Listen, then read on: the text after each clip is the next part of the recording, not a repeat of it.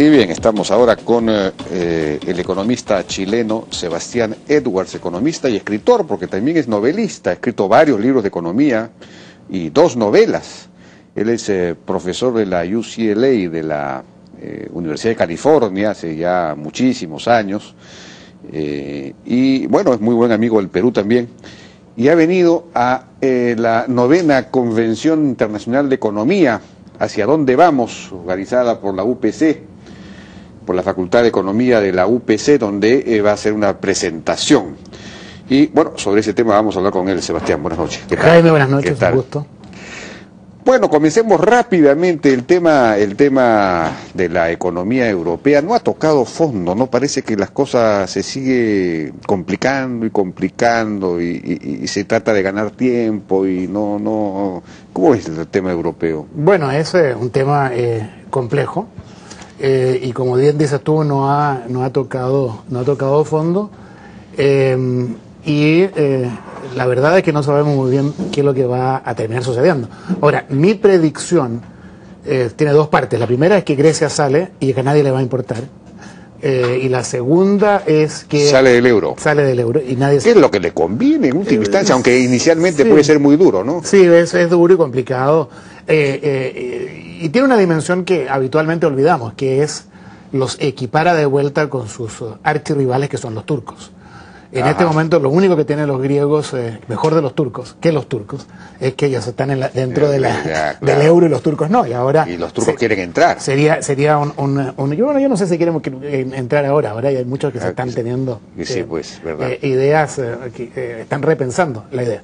Y la segunda cosa que va a pasar, creo yo, es que al final Alemania va a lograr todo lo que quiere y 60 años después de la Segunda Guerra Mundial, Alemania va a ser el gran gran país hegemónico en Europa, con una Europa federal, que no será una cosa del próximo año, pero que eventualmente va a suceder con una Alemania muy dominante. Eso creo yo que va Federal, eso significa que va a haber una unión fiscal, por ejemplo, un solo presupuesto. Una unión fiscal, una constitución única, que ha habido rechazo. El pacto de Lisboa ha sido muy complicado sacarlo, y no hay una constitución única, y una política fiscal gobernada por los burócratas en Bruselas. Y una cosa que nadie sabe o que no se dan cuenta es que Bruselas es una ciudad que queda en Alemania. ¿Ah? No, pero perdón, que en Bélgica, ¿cómo que en Alemania? La manejan los alemanes, eso es lo que te quiero decir. ¿Ah? Que desde un punto de vista, por más que esté en Bélgica, es la Unión Europea y su burocracia responde a la institucionalidad y a los intereses alemanes. De ahí a este chiste geopolítico de decir que Bruselas queda en Alemania. Y yo creo que se va a cumplir ese viejo sueño de los Estados Unidos de Europa, pero con constitución, con un regulador único bancario, este engendro mal hecho, claro, que es que tener solo un banco central común y el resto en forma poco coordinada va a llegar a su fin. Va a ser complicado, pero eso va a pasar, creo yo. Y o sea que Francia, que es la única que pretendía hacerle algún equilibrio a Alemania, bueno, con Hollande no va a ser sino terminar de hundirse, ¿no? Sí, yo creo que Sarkozy no era un tipo de mi simpatía, pero creo que tenía una política, por lo menos en lo económico, más clara que Hollande. Francia va a ser, obviamente, un país muy importante, pero el país hegemónico en esta visión que yo tengo va a ser Alemania. Ahora, consecuencias paralelas o secundarias de esto es que, obviamente, la gran resistencia que tiene Rajoy en España por entregar parte de la soberanía a la Unión Europea, eso no tiene ninguna alternativa más que hacerlo.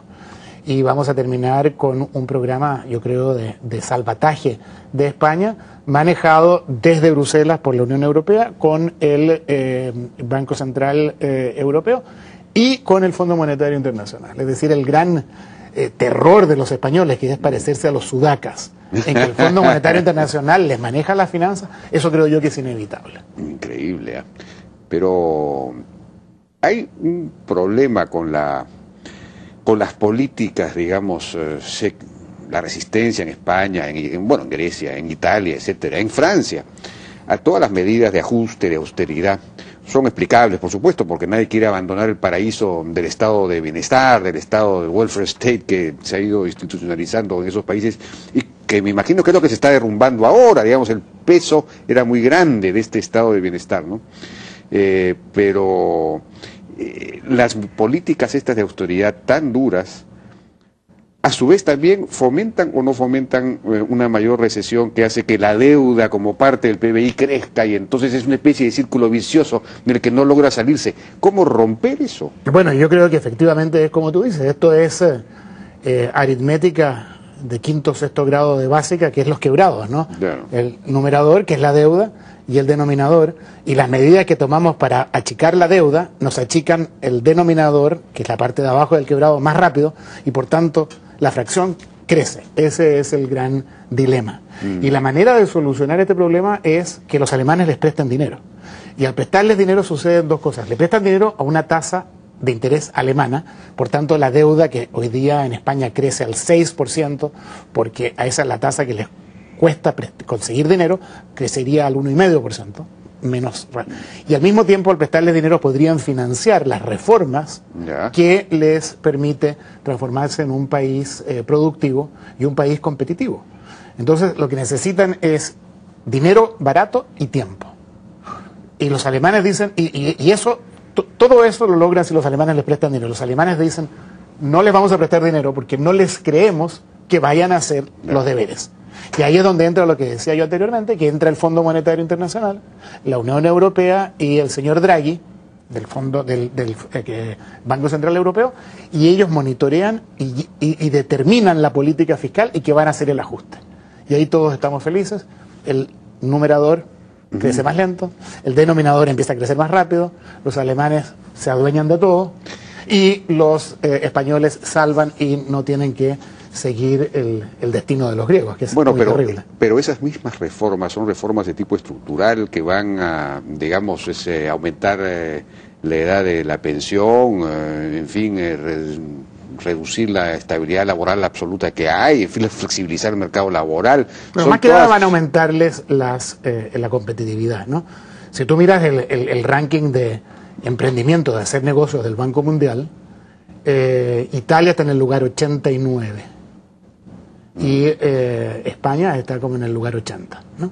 Entonces estos son países que son nada de competitivos. Pero sobre regulaciones del Estado, ¿por qué razones? Claro, por regulaciones de todo tipo que tienen que sobre regulaciones laborales, exacto, y lo interesante es que tanto Mario Monti, el primer ministro italiano, como Mariano Rajoy, el presidente del gobierno español, tienen completo entendimiento de que esto hay que hacerlo. Pero hay, como decías tú, una resistencia política porque es normal. Claro. Esta gente que está acostumbrada a vivir en un estándar de vida que no es sostenible en el tiempo. Ahora, esto depende, ya para ir liquidando Europa, en sentido, por supuesto, figurado el término, de que el Parlamento alemán apruebe esta posición, digamos, prestataria de Alemania, ¿no? No va a ser fácil eso. Eso no va a ser fácil. Ahora, y yo soy un gran convencido que al final Darwin tiene razón y que el instinto de sobrevivencia de las personas y de los pueblos terminen imponiéndose. Los alemanes entienden que si ellos no aprueban, el proyecto se acaba. El país que más se ha beneficiado del euro ciertamente que es Alemania. Bueno, Estados Unidos ha tenido un mejor desempeño que Europa después de la crisis del año 2008, pero tampoco es un desempeño espectacular. Creo que va a crecer 1,7 este año, me parece. 2,1 más o menos. Se espera que tenga un buen último trimestre. Un buen último trimestre. Sí. De repente ha comenzado ya una cierta reactivación. El último dato que estaba viendo era que las ventas de casas de viviendas de segunda mano había crecido 7, 8%. En fin, claro, esos pueden ser cosas que también coyunturales y después... No, hay 3 o 4 datos que son positivos y que son las ventas de casa, como decías tú. Las ventas de automóviles ha subido muy fuertemente. Ajá. Y un dato que se ha hecho muy controversial en los últimos días, que es el desempleo, que ha bajado por debajo del 8% por primera vez desde la llegada de Obama y está en 7,8%. Con una creación de empleo de aproximadamente 110, 115 mil empleos por mes, que es apenas lo suficiente para más o menos mantener la cosa sin que se produzcan problemas. Pero ciertamente no es una economía boyante, es una economía con problemas, pero menos problemas que Europa. Bueno, pero el problema es que está acostumbrada a la droga del estímulo fiscal y monetario, ¿no? Digamos, hay que inyectarle cada vez más para que pueda mantener esos ritmos. Y yo no sé si eso eso funciona a largo plazo, salvo que efectivamente la comunidad empieza a crecer más, ¿no? Y ¿cómo ves ese problema? A ver si nos puede explicar, porque aquí nadie entiende nada. En el Perú, cuando había mucha emisión, pues simplemente había una inflación tremenda y todo se caía, claro, ¿no? No, lo que pasa, claro, tú has planteado perfectamente los dos problemas esenciales. Uno es el tema de la emisión. El señor Bernanke y sus colegas en la Reserva Federal han entrado en este QE3, que básicamente es imprimir dinero sin límite. Y han dicho que seguirán haciéndolo hasta que el problema del desempleo desaparezca, sin decir qué quieran decir con que desaparezca. Y no hay inflación porque los bancos reciben este dinero y no lo prestan. Y esto es algo que el Lord Keynes había anticipado en el año 36 y lo llamó la trampa de la liquidez. Ajá. Y mientras más liquidez hay, sin embargo no hay estímulo porque los bancos se quedan con ese dinero en sus bóvedas en vez de prestarlo. Y desde el punto de vista fiscal... O sea que si empiezan a prestarlo ahí sí va a haber inflación. Ahí podría haber inflación. Ahora, obviamente que Bernanke y sus colegas están muy conscientes de eso y están preparados para tomar una serie de medidas. Pero para que tú te hagas una idea, lo que se llama las reservas excedentarias de los bancos, que es lo que ellos mantienen como reservas en la Reserva Federal por encima de lo obligatorio, eran antes de la crisis 6 billones de dólares. Hoy día son 1.8 trillones de dólares. Es decir, los bancos tienen una cantidad enorme de reservas que le podrían prestar mañana si quisieran, y eso podría producir un problema, pero Bernanke está consciente de eso. En lo fiscal, ahora automáticamente van a subir los impuestos, así que ahí el estímulo se acaba, si acaso el Congreso no actúa y no sabemos si va a actuar. Yo tengo cierta esperanza que una vez terminada la campaña se pongan de acuerdo, pero la última vez que dije eso no se pusieron de acuerdo, así que en ese ámbito... O sea que la subida de impuestos es inevitable. Hay dos cosas que van a suceder, que es lo que llaman el precipicio fiscal. Tres cosas. Uno, que terminan la rebaja de impuestos de Bush, se acaba. Y automáticamente vuelven a lo que había antes. En segundo lugar, la rebaja del impuesto a la nómina que hizo Obama también se acaba automáticamente, porque eran por un tiempo ilimitado. Y en tercer término, como no se pusieron de acuerdo en cómo reducir el déficit después del chasco del techo de la deuda el año pasado, al no ponerse de acuerdo, la legislación que permitió que la deuda aumentara traía un recorte de gastos automático en enero. Por tanto, va a haber un recorte de gastos automáticos de 1,6 trillones de dólares.